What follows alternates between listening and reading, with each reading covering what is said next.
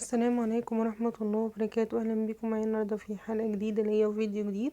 ما تنسوش تعملوا لايك وشير وسبسكرايب للقناة وتفعلوا زر الجرس عشان يوصل كل جديد. النهارده قلت اعمل معاكم عجة عبارة عن 10 بيضات، بصل، فلفل وطماطم، ومعانا التوابل عبارة عن ملح وكمون وفلفل اسمر وخضرة محشي اللي عبارة عن بقدونس وكزبرة وشبت. دلوقتي انا بحط معاكم البصل بتاعي، 3 بصلات كبار قطعتهم حتت صغيرة وهشوحهم في الزيت، هخليهم لحد ما تاخد اللون الذهبي. وبعد كده بقى هنزل معاكم ببقية المقادير بتاعتي. يلا بينا نكمل بقية وصفتنا، وقولوا لي ايه رايكم في الوصفه بتاعت النهارده. انا قلت اعمل لكم النهارده اكله على قد الايد وسهله وبسيطه ومش هتاخد مني اي وقت، وهعملها لكم كمان في البايركس بتاعي. النهارده وصفه سهله وكمان مش هتاخد ان شاء الله مننا وقت. يلا بينا نكمل بقية المقادير بتاعتنا.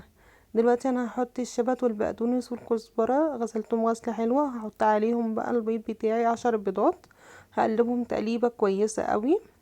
بعد كده بقى هنزل معاكم بقيه المقادير بتاعتي. صلوا بينا على النبي.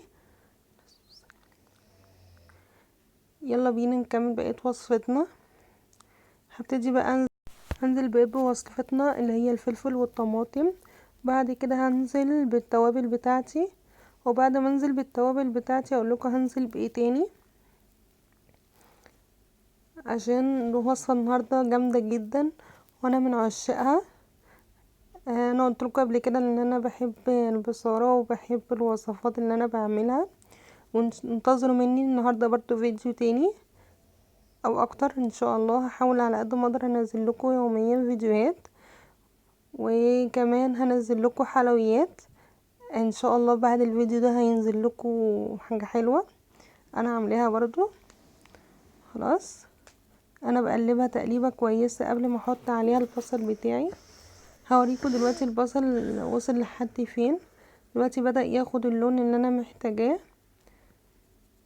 وبعد كده هحطه بقى على الحاجه بتاعتي اللي هي عباره عن الكزبره بشبت البقدونس، وهحط كمان عليهم البيض، ال10 بيضات. حط عليهم ال10 بيضات، وحط عليهم الطماطم والفلفل بتوعي عباره عن طماطميتين، 3 قرون فلفل، ومعلقه شطه، معلقه كمون، معلقه فلفل اسمر زي ما قلت لكم قبل كده. وبقلبهم بقى تقليبه كده سريعه. وبعد كده هنزل بالبصل ده على الحاجه بتاعتي اللي انا عملتها. صلوا بينا على النبي. بصوا بقى يا جماعه، ما تنسوش بقى تعملوا لايك وشير وسبسكرايب للقناه وتفعلوا زر الجرس عشان يوصلك كل جديد ان شاء الله. والفيديو النهارده ان شاء الله يعجبكم،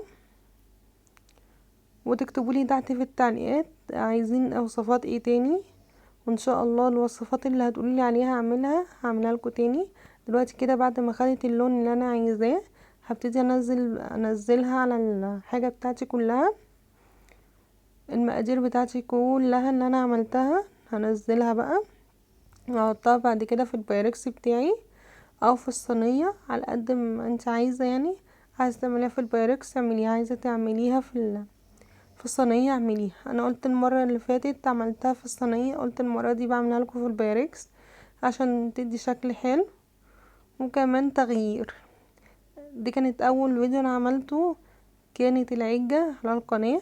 قلت بقى اعيدها بعد 3 سنين كده تقريبا، عملتها من حوالي 3 سنين على القناة. قلت المرة دي بقى اجددها واعملها بقى بشكل مختلف، وصفة كده جميلة وان شاء الله تعجبكم. وتقولي في الكومنتات الوصفة دي مين فيكم يعني بيحبها وكده. يلا بينا هوريكم شكل النهائي بقى بعد ما طلعت من الفرن. دلوقتي بعد ما طلعت من الفرن ما تنسوش تعملوا لايك وشير وسبسكرايب للقناه وتفعلوا زر الجرس عشان يوصلك كل جديد. وان شاء الله هنزل لكم فيديوهات على طول ويوميا ان شاء الله. يا رب الفيديو بتاع النهارده يكون عجبكم، والى اللقاء.